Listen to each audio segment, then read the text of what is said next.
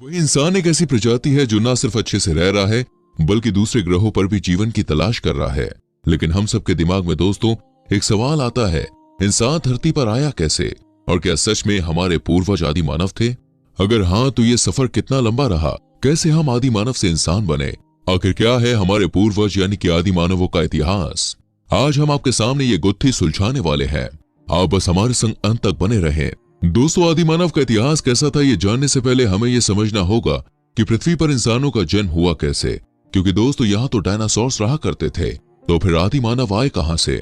दोस्तों ये बात है आज से लगभग 65 मिलियन साल पहले की, यानी कि 6.5 करोड़ साल पहले की। उस दौर में हमारी पृथ्वी पर डायनासोर्स का बसेरा हुआ करता था, लेकिन अब डायनासोर से दूर इंसानों को अपना बसेरा बनाना था।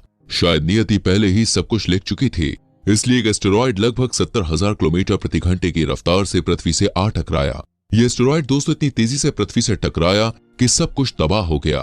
देखते ही देखते पृथ्वी आग का गोला बन गई और डायनासोर्स का अस्तित्व खत्म हो गया। सिर्फ डायनासोर्स ही नहीं दोस्तों, इस महाप्रलय में लगभग 90% जीवों की प्रजातियों ने दम तोड़ दिया। सिर्फ 10% ही जीव इस धरती पर बचे। इनमें से सिर्फ वही जीव बचे जो 30 किलोग्राम से कम वजन के थे। डायनासोर्स का अंत एक नए जीवन की शुरुआत थी। अब धरती पर मैमल्स की प्रजाति ने फिर से जीवन शुरू किया। जिंदा रहने के लिए इन्होंने सब कुछ खाना शुरू कर दिया था। इतने बड़े महाप्रलय के बाद अब धरती नॉर्मल हो रही थी, फिर से हरियाली आ रही थी। धीरे धीरे धरती पर बचे जीवों में अडेप्टिव रेडिएशन की प्रक्रिया शुरू हुई और नई प्रजातियां जो पहले से बड़ी थी उनका जन्म हुआ। आज से लगभग 5.5 लाख साल पहले एओसिन इपोक में बंदरों की प्रजातियों ने धरती पर कदम रखा। यह संकेत था कि अब धरती पर वो प्रजाति दस्तक बनने वाली है जो सदियों तक अपने तेज दिमाग के लिए पहचानी जाएगी। बंदरों की इस प्रजाति में दोस्तों एक जरूरी बदलाव देखने को मिला। दरअसल इससे हमारे सामने जितनी भी बंदरों की प्रजातियां थीं, वो सभी चारों पैरों पर चला करती थी। लेकिन इन बंदरों के स्पाइनल कॉर्ड को दिमाग से जोड़ने वाला जो होल, जिसे आप फोरमैन मैग्नम कहते हैं, वो शिफ्ट होते होते सेंटर तक पहुंच गया। इससे हुआ कुछ ऐसा कि यह पहली प्रजाति बनी जो सीधे चलने में कैपेबल थी। लेकिन अभी ये अपने शरीर में हुए इस बदलाव को पहचान नहीं पाए थे, इसलिए ये ज्यादातर मस्ती में पेड़ों पर झूमने के लिए या यूं ही कभी गलती से सीधे खड़े होते, जबकि शिकार आदि के लिए ये बाकी बंदरों की प्रजातियों की तरह अपने चारों पैरों का इस्तेमाल किया करते थे। धीरे धीरे पृथ्वी अपना रुख बदल ही रही थी दोस्तों। अब वो सभी हलचलें होनी शुरू हो गई जो हमारे फ्यूचर के लिए बहुत जरूरी होने वाली थी। ये बात है आज से लगभग 4.7 हजार साल पहले की, जब पृथ्वी के वातावरण में लगातार बदलाव होने शुरू हो गए। इन बदलावों के चलते धरती की टेक्टोनिक प्लेट्स में हलचल हुई और हमें वो भाग मिला जहां आज हम भारतीय रहा करते हैं। टेक्टोनिक प्लेट्स में दोस्तों हलचल की वजह से इंडिया एशिया महाद्वीप की तरफ बढ़ने लगा और जब इन दोनों का टकराव हुआ तो हमें दुनिया की सबसे ऊंची चोटी यानी कि हिमालय पर्वतमाला मिली। अब ये बात तो आप सभी जानते ही होंगे कि हिमालय मतलब जीवन का नया आधार एक तरह से शुरू हो चुका था। हिमालय पर्वत श्रेणी की वजह से हुआ ये कि हवाओं ने अपना रुख बदल लिया और हवा का रुख बदलने से हुआ ये कि बड़े बदलाव हुए। हवाओं के रुख बदलने से दोस्तों बर्फ जो थी वो अब पिघलने लगी और पिघल कर गिरने लगी। पिघलती बर्फ आने वाले समय में विशाल नदियों के रूप में निकल कर आई। आज से लगभग 2 से 3 करोड़ साल पहले ओलिगोसल इपोक में दोस्तों एक बड़ा परिवर्तन देखने को मिला। इस समय बड़े बड़े पेड़ों की संख्या घास के मैदानों ने ले ली। इसे ग्लोबल कूलिंग कहा गया। अब धरती पर ऐसे जीवों ने जन्म लिया जो खुले मैदान में रह सकते थे। यहीं से हमें बिग कैट्स जैसे शिकारी जानवर भी मिले जो दूसरों को मारकर खाने में सक्षम थे और हमारे पूर्वजों की झलक भी देखने को मिली।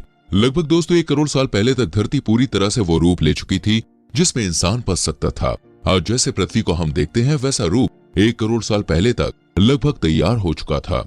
सभी महाद्वीप भी अपनी अपनी जगह पर पहुंच चुके थे। लगभग 40 साल पहले हमारी पृथ्वी में दोस्तों फिर से हलचल हुई। टेक्टोनिक प्लेट की हलचल से ईस्ट अफ्रीकन रिफ्ट वैली का निर्माण हुआ। इस पर्वत श्रृंखला ने यहाँ के जंगलों को हवा और पानी से दूर कर दिया, जिस वजह से यहाँ के घने जंगल सूखे मैदानों में तब्दील होने लगे, जो कि यहाँ रहने वाले एप्स के लिए एक खतरा था। ये एप्स हमारे दूर के पूर्वज हैं जो वजनी थे। इन्हें पैरोला पैथकस या पैरोला कहा जाता है। ये पेड़ पर रहना और फल खाना पसंद करते थे। सबसे पहले दोस्तों 2 पैरों पर चलना भी इन्होंने ही शुरू किया था। ये अपना शिकार और शिकार से सुरक्षा दोनों ही दोनों पैरों पर चलकर किया करते थे। बाद में जलवायु के हिसाब से द ग्रेट एप्स का डिवाइडेशन हो गया। कुछ चिंपैंजी और गोरिल्ला बने तो कुछ इंसान। जी हाँ दोस्तों, यहीं से मिले हमारे पूर्वज, वो पूर्वज जिनमें समय समय पर हुआ बदलाव आधुनिक मानव का रूप है।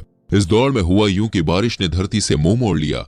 अब क्योंकि बारिश नहीं थी तो पेड़ों की संख्या लगातार घट रही थी, इसलिए इन्होंने धरती पर कदम रखा। इन्होंने यानी एडिपिथेकस रेमिडस यानी हमारे वो पूर्वज, ये हमारे वही पूर्वज हैं जिन्होंने पहली बार धरती पर कदम रखा था। दरअसल दोस्तों, जब एडिपिथेकस रेमिडस को खाने के लिए नहीं मिला तो इन्हें पेड़ों से दूर जमीन पर आना पड़ा। ये खाने की तलाश में पेड़ों से उतरे थे और 2 पैरों पर चलने में सक्षम थे। इनका दिमाग सिर्फ एक संतरे जितना ही था।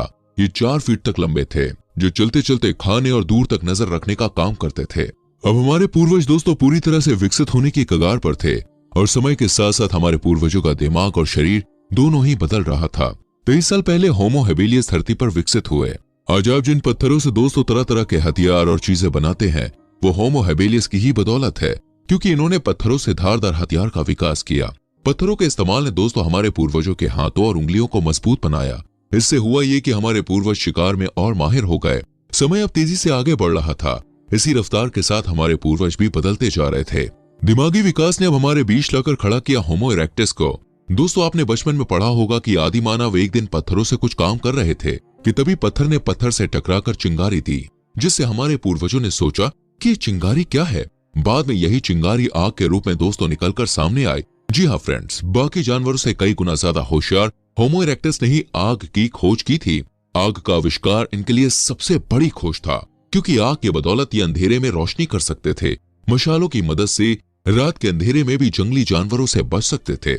इसके अलावा आग का सही यूज करते हुए होमो इरेक्टस ने खाना पकाकर खाना शुरू कर दिया। इसके साथ ही दोस्तों सर्दी के मौसम में गर्मी का एहसास भी लिया करते थे। यहीं से हमारे पूर्वजों ने खाने को पकाकर खाना शुरू कर दिया। पकाकर खाने में मेहनत कम होती थी। ये बची हुई मेहनत इन्होंने दिमाग में खर्च की, जिससे कई तरह की चीजों की खोज हुई। अब इन्होंने परिवार बनाना भी शुरू कर दिया।